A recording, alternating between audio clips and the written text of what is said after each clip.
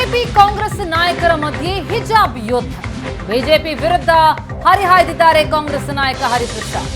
ಬಿಜೆಪಿಯವರು ಗೋಡ್ಸೆ ಅನುಯಾಯಿಗಳು, ಟಿಪ್ಪು ಸುಲ್ತಾನ್ ಪರ ಅನ್ನೋರು ಬ್ರಿಟಿಷರ ಬೂಟ್ ನೆಕ್ಕೋರು.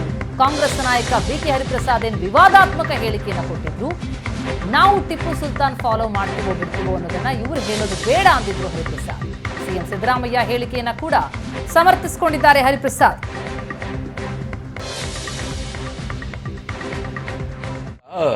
ಇದು ಜಾತ್ಯತೀತ ರಾಷ್ಟ್ರ.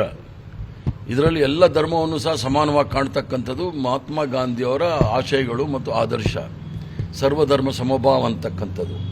ಭಾರತೀಯ ಜನತಾ ಪಾರ್ಟಿಯವರು ಗೋಡ್ಸೆ ಅನುಯಾಯಿಗಳು.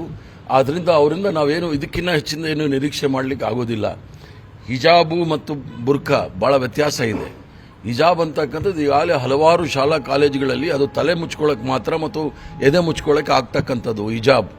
ಬುರ್ಖಾ ಅಂತ ಹೇಳಿದ್ರೆ ಸಂಪೂರ್ಣವಾಗಿ ಮುಖ ಕಾಣದೇ ಇರ್ತಕ್ಕಂಥದ್ದು. ಶಾಲಾ ಕಾಲೇಜು ಕಾಂಪೌಂಡ್ವರೆಗೂ ಬರೋವರೆಗೂ ಬುರ್ಖಾ, ಆನಂತರ ಹಿಜಾಬ್ಗೇನು ತೊಂದರೆ ಆಗಬಾರ್ದು ಅನ್ನೋದು ನನ್ನ ಭಾವನೆ.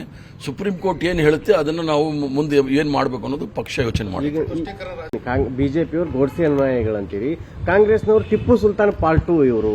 ನೋಡಿ, ಕಾಂಗ್ರೆಸ್ನವರು ಟಿಪ್ಪು ಸುಲ್ತಾನ್ ಪಾರ್ಟ್ ಅಲ್ಲ. ಕಾಂಗ್ರೆಸ್ ಅವರು ಬ್ರಿಟಿಷರ ವಿರುದ್ಧ ಯಾರ್ಯಾರು ಹೋರಾಟ ಮಾಡಿದ್ದಾರೆ ಅವ್ರ ಪರ ಇದ್ದೀವಿ. ಬ್ರಿಟಿಷರ ಪರ ಇದ್ದವರ ವಿರುದ್ಧ ನಾವಿದ್ದೀವಿ. ಇವರೆಲ್ಲರೂ ಸಹ ಯಾರು ಟಿಪ್ಪು ಸುಲ್ತಾನ್ನ ಪಕ್ಷದವರು ಅಂತಾರೆ, ಇವರೆಲ್ಲರೂ ಸಹ ಬ್ರಿಟಿಷರ ಬೂಟ್ ನೆಕ್ತಾ ಇದ್ದವರು. ಆದ್ರಿಂದ ಇವರಿಂದ ನಾವು ಕಲಿಬೇಕಾಗಿಲ್ಲ. ಅಂದ್ರೆ ಈ ಬಿಜೆಪಿಯವರು ಬ್ರಿಟಿಷರ ಬೂಟ್ ನೆಕ್.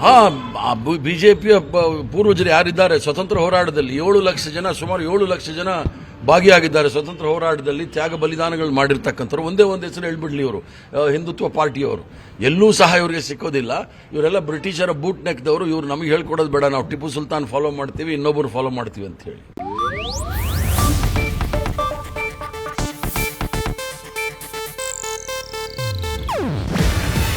ಇದು ಏಷ್ಯಾನೆಟ್ ನ್ಯೂಸ್ ನೆಟ್ವರ್ಕ್ ಪ್ರಸ್ತುತಿ.